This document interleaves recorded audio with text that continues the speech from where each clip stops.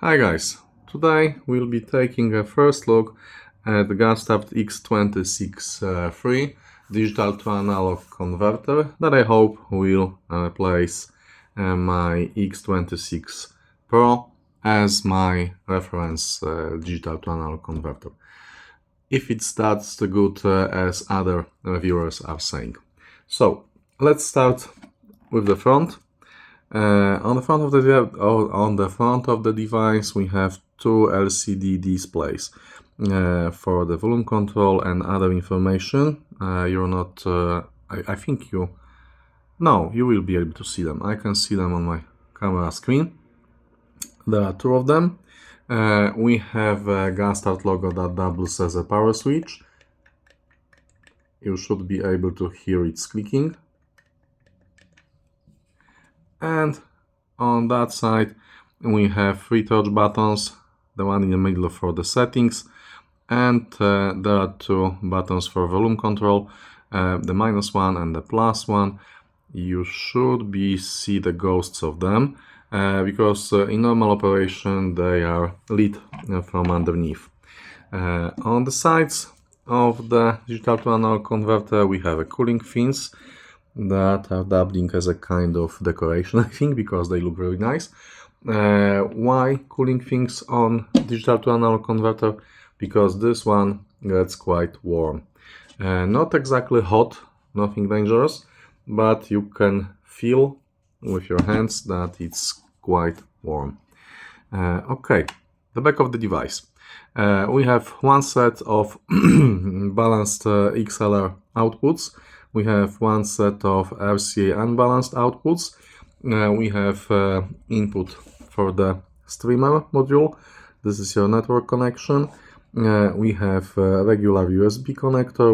We have IIS connector. We have SPDIF coaxial and optical connectors, and we have EIS EBU connector here. We also have a small USB-C connector hidden here. I suppose is used for firmware upgrades or something like that. I haven't checked the manual yet. We also have external clock input, 10 MHz clock input here. We have two switches for controlling input voltage. You can switch between 115 and 230 volts, but you have to remember to switch both of them. We have power connector with integrated fuse compartment here and master switch in the back. Okay, so in order to take a look inside of the device, you need to undo the three screws that can be found, two of them in the corners and one in the middle. You have to loosen up these three as well, so the back panel can be moved a little back, and then you have to turn the device upside down and remove three pairs of the long screws that can be found here, here, and here. So basically in each one of these pairs you need to remove the one that's closer to the display. And once you do that, oh, by the way, we can see some cooling vents here. Once you do that, you'll be able to open the unit by slowly raising the back lid here. Yes, slowly raising it. Yeah, like that. And then you need to slide it backwards because the front part of the top lid slides under the front plate. By the way, a good solid 3 to 4 millimeters, on par with the best amplifier and preamplifiers clones that I've been reviewing in my channel. So let's take a look inside of the digital to analog converter and see what's interesting here.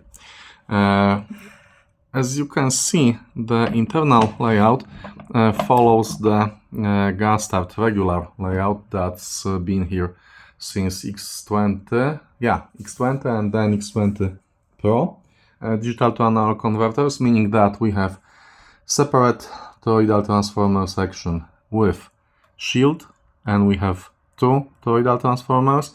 Then on that side we have a dedicated compartment for digital to analog conversion with 2 balanced AK ESS Saber 9051 chipsets, and then we have purely analog output stage. And the one in the middle has dedicated custom Gustard clock and the rest of the power section. The digital inputs board and streamer board are doubling as a shield for the digital to analog conversion area. So what do we have here? As I've said, we have a dedicated Gustard custom clock. It's marked with GCLK-02. It looks a little like OCXO clocks, although it's smaller, but it has good shielding on the outside. We can see the external clock antenna getting to the board in this place. We can see 6 power bank capacitors. Each one of them is rated for 6,000 and 800 microfarads and 50 volts. And this gives us 40,600 microfarads in total. Let's rotate this and let's move it like that, rotate it, and okay. These are Nichicons, as you can probably see looking at the head shrink. And the interesting thing is that they are using German Vima MKP capacitors as a bypass.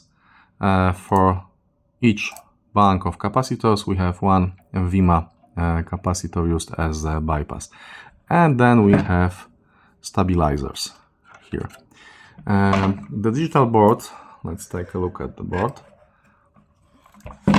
Okay. So let's zoom in a little, and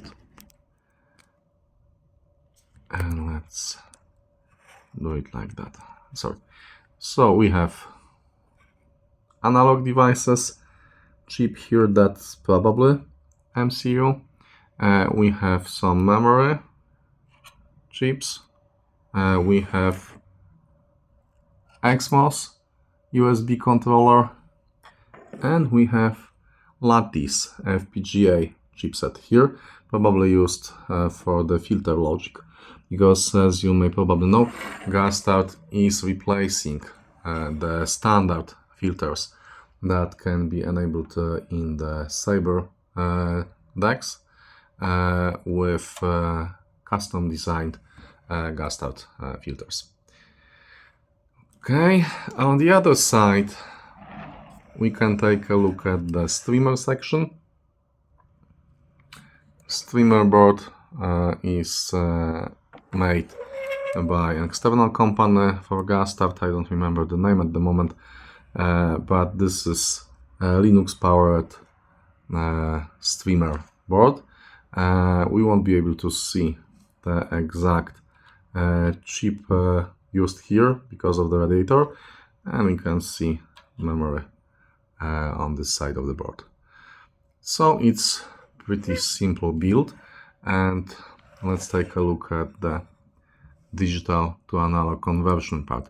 As I've said, we have 2 ESS Saber 9059 Pro chips in balanced symmetric configuration, and all those little guys are Nichicons. All the red ones are Vima capacitors. And as you can see, there is no operational amplifier whatsoever. All of the conversion and low-pass filtering is done via discrete components. So I suppose these sections are for current to voltage conversion, and these ones low pass filtering section.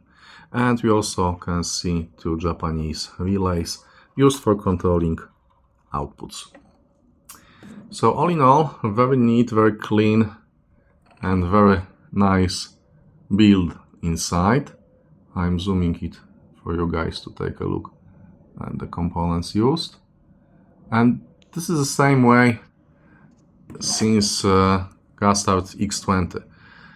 The same build and the same way of doing the output stages.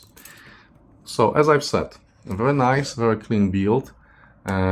I'll be doing the burn-in process right now, and then I'll be doing listening sessions, some serious listening sessions with taking notes to review this digital to analog converter on its own, and best regards to HiFi guys in the Gustard X26 III thread, saying that there were just a few reviews and there is a silence right now. So guys, there will be at least one more review for that one, my review. So stay tuned for that. I'll do my listening sessions and I'll review this unit as it is, and then I think I'll do another video, or maybe I'll include that in the review video, because what I want to do is I want to compare that one to X26 Pro that I'm currently using as my reference digital to analog converter. So far I haven't found anything that would sound better than X26 Pro within, let's say, a reasonable price bracket. This one is the first one that I hope may be better.